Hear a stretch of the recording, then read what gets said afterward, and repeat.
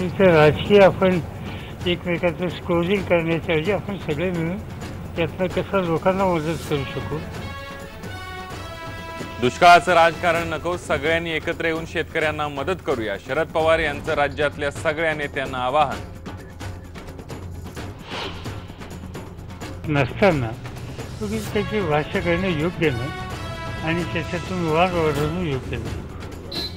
ज्या व्यक्ती हयात नाही त्यांच्याबद्दल काहीच बोलून वाद निर्माण करू नयेत, तहलकाबाबत शरद पवारांची भूमिका.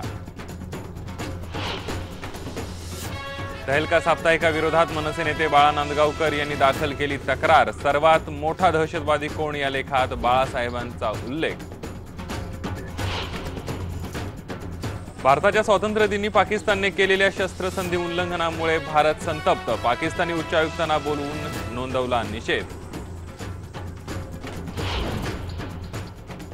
पंतप्रधान नरेंद्र मोदी अबुधाबीत पोहोचले. मोदी 2 दिवसांच्या संयुक्त अरब अमिरातीच्या दौऱ्यावर. आज शेख जायद मशिदीला देणार भेट. आणि जागतिक बॅडमिंटन स्पर्धेच्या फायनलमध्ये सायना नेहवालचा पराभव. स्पेनची वर्ल्ड नंबर कॅरोलिना मरिनने केला 16-21, 19-21 पराभव.